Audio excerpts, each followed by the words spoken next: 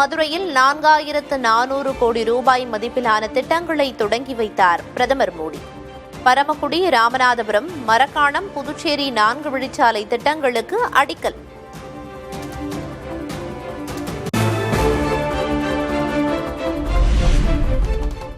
சென்னை எழும்பூர் கடற்கரை இடையேயான 4வது வழித்தடத்தை தொடங்கி வைத்தார் பிரதமர் மோடி. பொள்ளாச்சி, காரைக்குடி, திருவாரூர் உள்ளிட்ட 8 மறுசீரமைக்கப்பட்ட ரயில் நிலையங்களும் திறப்பு.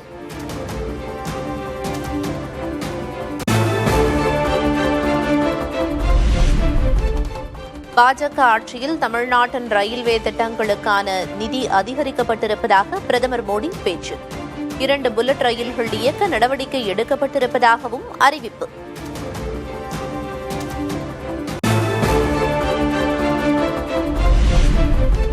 மதுரை திருப்பரங்குன்றம் முருகன் கோயிலில் பிரதமர் நரேந்திர மோடி சாமி தரிசனம். கோயில் நிர்வாகம் சார்பில் பிரதமருக்கு பூரண கும்ப மரியாதை.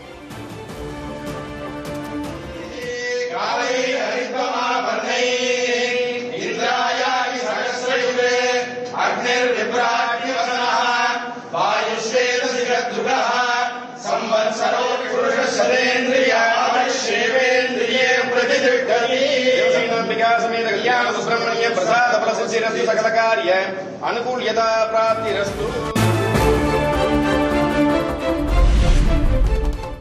வெற்றிவேல் என கூறி மதுரை பொதுக்கூட்டத்தில் உரையை தொடங்கிய பிரதமர் மோடி தமிழ்நாடு வளர்ச்சியடைய திருப்பரங்குன்றம் முருகனிடம் பிரார்த்தனை செய்வதாகவும் பேச்சு.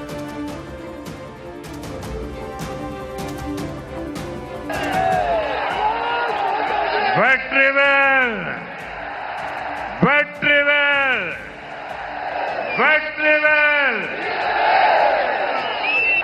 Vetrivel Vetrivel.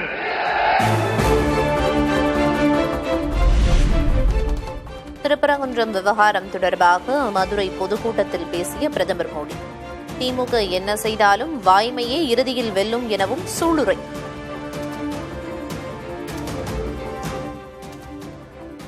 Before coming here, I went to Tirupparankunram, getting the darshan of Bhagavan Murugan was a divine experience.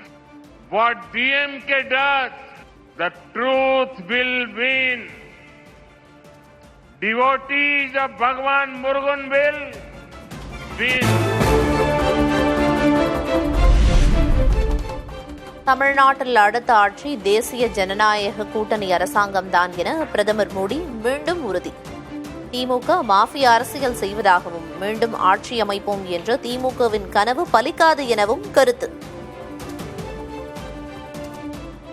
We hear of some crimes against women. Further, women are seeing their family destroyed by drug mafia and alcohol.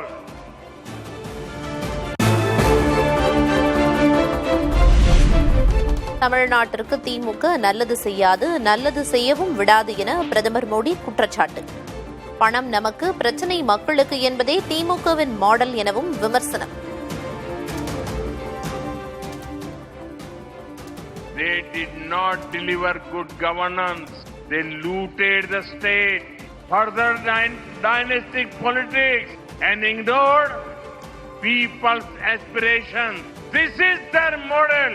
Money for themselves. Problem for the people. தமிழகத்தின் உரிமை பற்றி தற்போது பேசுபவர்கள் மத்தியில் ஆட்சியில் இருந்தபோது என்ன செய்தார்கள் என பிரதமர் மோடி கேள்வி. திமுகவும் காங்கிரசும் வாய்கிழிய பேச மட்டுமே செய்வார்கள் எனவும் விமர்சனம்.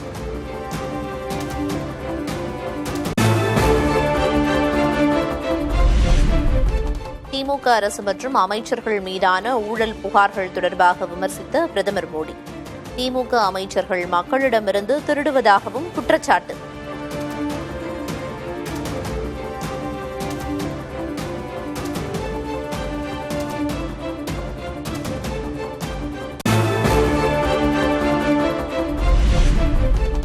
அரசியல் நேர்மைக்கு நாட்டிற்கே எடுத்துக்காட்டாக திகழ்ந்தவர் காமராஜர் என பிரதமர் மோடி புகழாரம்.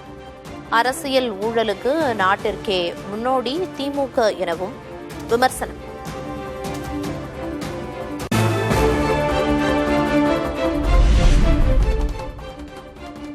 தமிழகத்தில் ஜெயலலிதா ஆட்சியின் போது பெண்களின் வாழ்க்கை சிறப்பாக இருந்ததாக பிரதமர் மோடி புகழாரம். தேசிய ஜனநாயக கூட்டணி ஆட்சி அமைந்தவுடன் தமிழகத்தில் சட்டம் ஒழுங்கு மீது கவனம் செலுத்தப்படும் எனவும் உறுதி. How much better their lives used to be in Amma Jayalalitha's rule.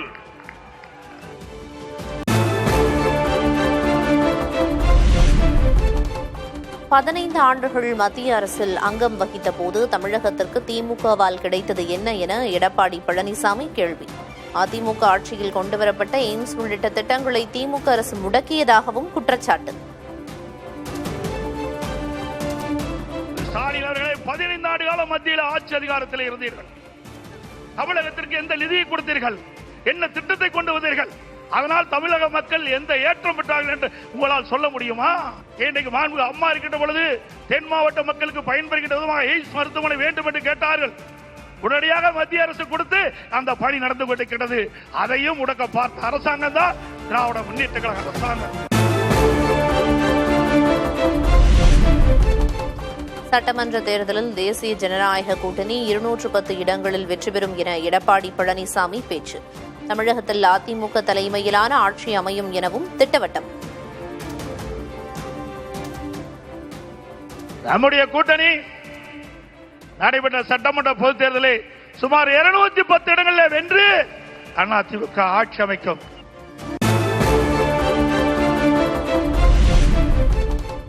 வரும் சட்டமன்ற தேர்தல் தர்மத்திற்கும் அதர்மத்திற்குமான தேர்தல் என நயினார் நாகேந்திரன் பேச்சு. தமிழகத்தில் சட்டம் ஒழுங்கு சீர்கெட்டிருப்பதாகவும் குற்றச்சாட்டு.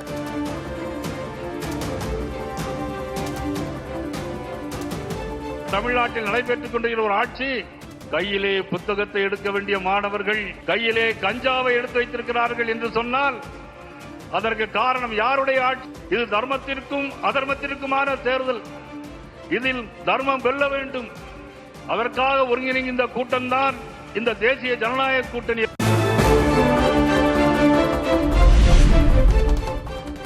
சாதிவாரி கணக்கெடுப்பு நடத்த அதிகாரம் இல்லை என சட்டமன்றத்தில் முதல்வர் ஸ்டாலின் பொய் சொல்வதாக அன்புமணி குற்றச்சாட்டு.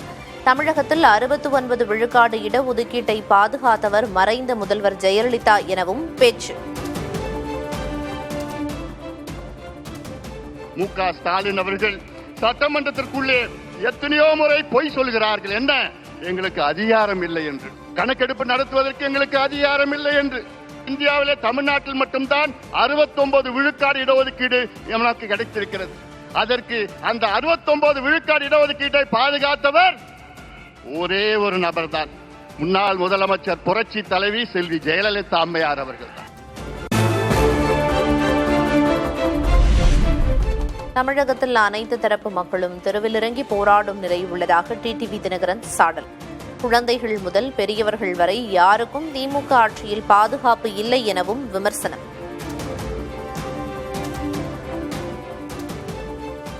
இங்கே மக்கள் வருந்துகின்ற ஒரு ஆட்சியில விவசாயிகள் முதற்கொண்டு அனைத்து நிலை மக்களும் தெருவிற்கு வந்து போராடுகின்ற, தேர்தல் வாக்குறுதிகளை எல்லாம் நிறைவேற்றாத இந்த இருண்ட திமுக ஆட்சியை வீழ்த்துவதற்கு மீண்டும் இங்கே சரித்திரம் திரும்பி இருக்கிறது.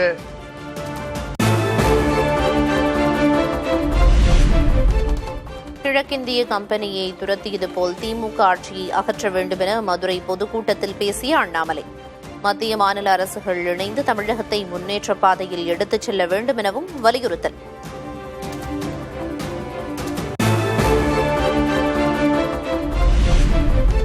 மதுரையில் பிரதமர் மோடியின் வருகைக்கு காங்கிரஸ் எதிர்ப்பு. கருப்பு கொடியுடன் ஊர்வலமாக செல்ல முயன்றவர்களை தடுத்து நிறுத்தி கைது செய்தது காவல்துறை.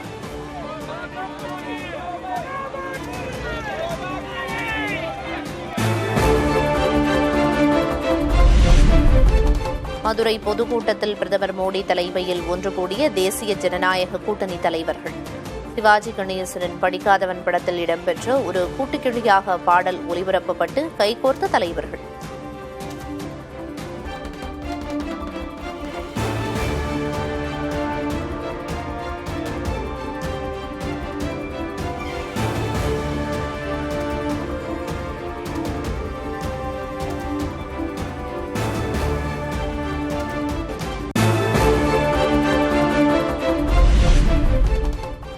புதுச்சேரியில் 1142 கோடி ரூபாய் மதிப்பிலான 19 புதிய திட்டங்களை தொடங்கி வைத்தார் பிரதமர் மோடி. 1571 கோடி ரூபாயில் செயல்படுத்தப்படும் 74 புதிய திட்டங்களுக்கும் அடிக்கல்.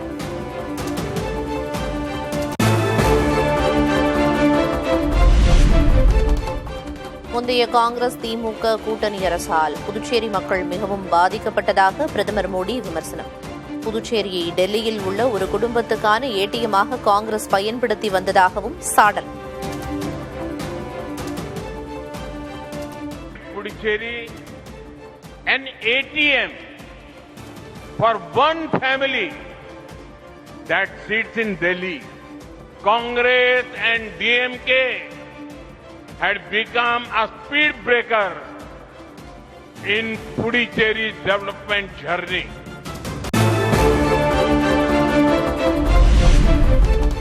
புதுச்சேரிக்கு மாநில அந்தஸ்து வழங்க நடவடிக்கை எடுக்க வேண்டும். பிரதமர் மோடியிடம் மேடையிலேயே கோரிக்கை வைத்த முதல்வர் ரங்கசாமி. எத்தனை திட்டங்களை கொண்டு வந்து இங்கே செயலாற்றினாலும் ஒரு மாநில அந்தஸ்து, ஒரு தனி அதிகாரம் தேர்ந்தெடுக்கப்பட்ட அரசுக்கு இருக்க வேண்டும் என்பது எங்களுடைய கோரிக்கையாகும். சட்டமன்றத்தில் தீர்மானமாக இயற்றி சுமார் 13 முறை மத்திய அரசுக்கு அனுப்பி வைக்கப்பட்டிருக்கின்றது. அதனால் நம்முடைய பாரத பிரதமர் அவர்கள் இந்த ஒரு கோரிக்கையை ஏற்று எங்கள் மாநிலத்திற்கு அதை செய்து கொடுப்பார்கள் என்று உங்களை மனமாற வரவேற்று வாழ்த்தி வாய்ப்புக்கு நன்றி கூறி விடைபெறுகின்றேன். நன்றி, வணக்கம்.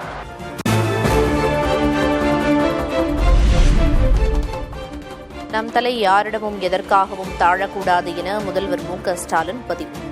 73வது பிறந்த நாளையொட்டி தமிழினத்தின் லட்சிய பயணத்தில் கால்கள் பாதை மாறக்கூடாது என்றும் அறிவுறுத்தல்.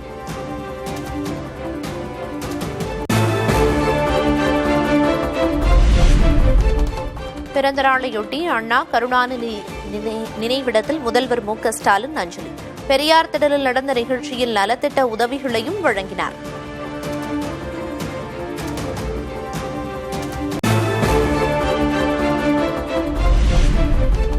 தமிழ்நாட்டில் பாஜக எத்தனை தொகுதிகளில் போட்டியிடும் என்பதை சரியான நேரத்தில் அறிவிப்போம். மதுரையில் தமிழ்நாடு பாஜக பொறுப்பாளர் பியூஷ் கோயல் பேட்டி.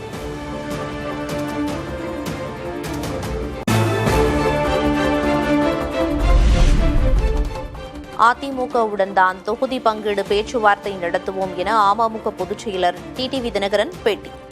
பாஜக மூலம் சுமூகமாக பேச்சுவார்த்தை நடத்தப்படும் என்றும் பதில்.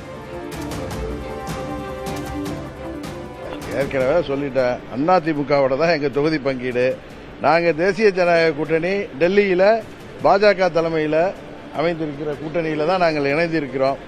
தமிழ்நாட்டு தலைமை அனைத்து இந்திய அண்ணா திராவிட முன்னேற்ற கழகம், பாரதிய ஜனதா கட்சி மூலம் சுமூகமாக அந்த பேச்சுவார்த்தையை நடத்தி முடிப்போம். ஏற்கனவே சொல்லிட்டேன், அதிமுகவோட தான் எங்கள் தொகுதி.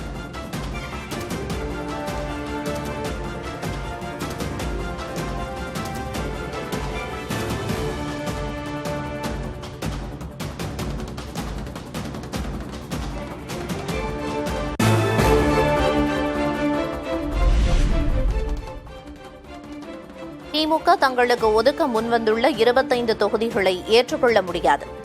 தமிழ்நாடு காங்கிரஸ் மேலிட பொறுப்பாளர் கிரிஷ் சோடங்கர் திட்டவட்டம்.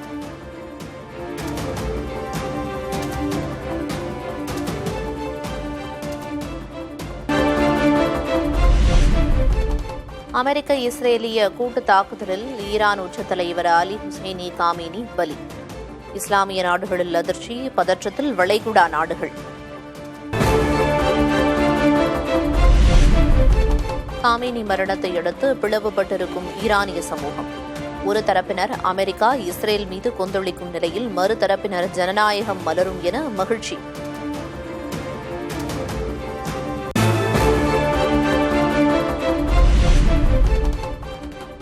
ஈரான் உச்ச தலைவர் காமேனி படுகொலையை அடுத்து 40 நாட்கள் துக்கம் அனுசரிப்பு. 7 நாட்கள் பொது விடுமுறையை அறிவித்தார் ஈரான் அதிபர்.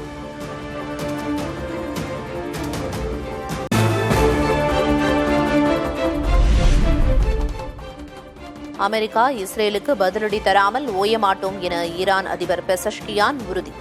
தங்களது எதிர்வினை இஸ்லாமிய நாடுகள் வரலாற்றில் புதிய அத்தியாயத்தை உருவாக்கும் என்றும் ஆவேசம்.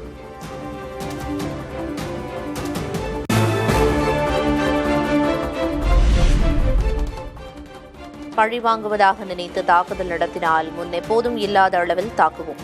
ஈரானுக்கு அமெரிக்க அதிபர் ட்ரம்ப் எச்சரிக்கை.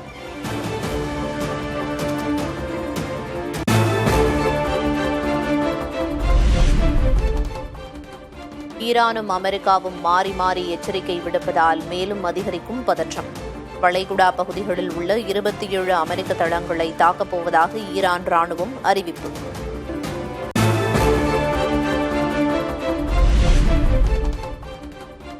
ஈரான் ஏவுகணைகளுக்கு பயந்து சுரங்க ரயில் நிலையங்களில் தஞ்சமடைந்த இஸ்ரேல் மக்கள். கத்தார் தலைநகர் தோஹாவில் தொழிற்சாலை பகுதியில் குண்டு விழுந்ததால் பரபரப்பு.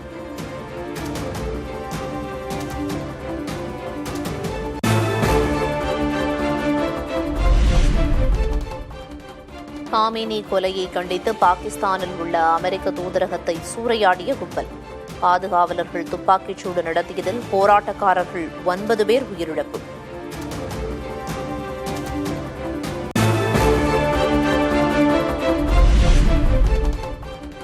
சென்னையில் உள்ள அமெரிக்க துணை தூதரகத்தை முற்றுகையிட்ட இஸ்லாமிய அமைப்புகள். ஈரான் உச்ச தலைவர் காமினி கொல்லப்பட்டதை கண்டித்து முழக்கம்.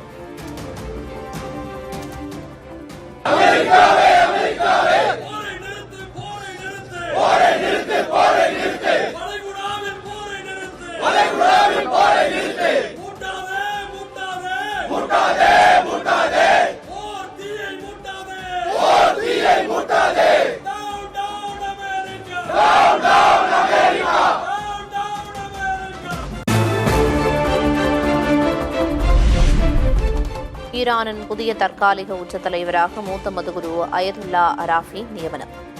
புதிய தலைவர் தேர்வாகும் வரை நாட்டை வழிநடத்துவார் என அறிவிப்பு.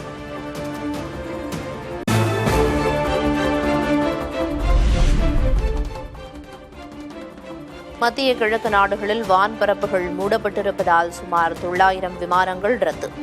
துபாய் உள்ளிட்ட முக்கிய விமான நிலையங்களில் முடங்கிய சேவை.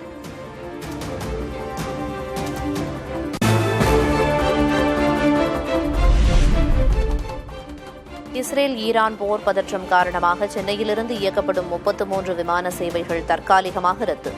மஸ்கட், ஷார்ஜா மற்றும் துபாய் செல்லும் விமான சேவைகளை மறு உத்தரவு வரும் வரை நிறுத்தம்.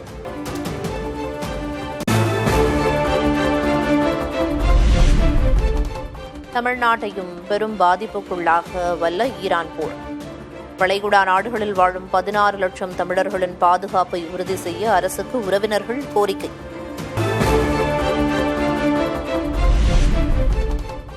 Saudi, Kuwait, Oman, Qatar, Bahrain அமீரகத்தில் வாழும் 16 லட்சம் தமிழர்களின் நிலை என்ன? பாதுகாப்பை உறுதிப்படுத்த அரசுக்கு உறவினர்கள் கோரிக்கை.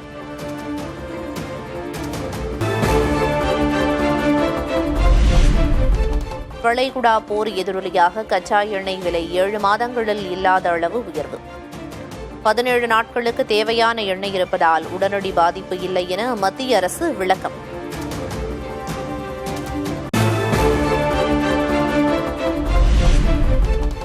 வளைகுடா நாடுகளில் திங்கட்கிழமை தொடங்க இருந்த சிபிஎஸ்இ தேர்வுகள் ஒத்திவைப்பு. போர் பதற்றம் எதிரொலியாக மத்திய அரசு தேர்வு வாரியம் நடவடிக்கை.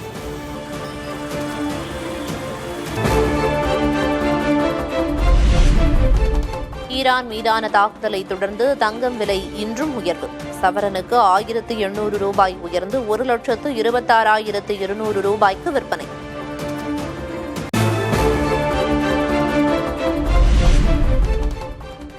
தங்கத்தை தொடர்ந்து வெள்ளி விலையும் கிலோவுக்கு 5,000 ரூபாய் உயர்ந்தது. 1 கிராம் வெள்ளி விலை 325 ரூபாயாக உயர்ந்தது.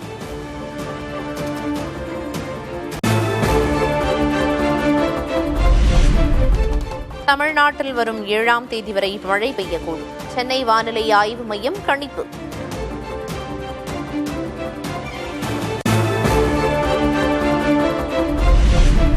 தமிழ்நாட்டில் அதிகபட்ச வெப்பநிலை இயல்பை விட 2 முதல் 3 டிகிரி செல்சியஸ் வரை அதிகரிக்கும். வானிலை ஆய்வு மையம் அறிவிப்பு.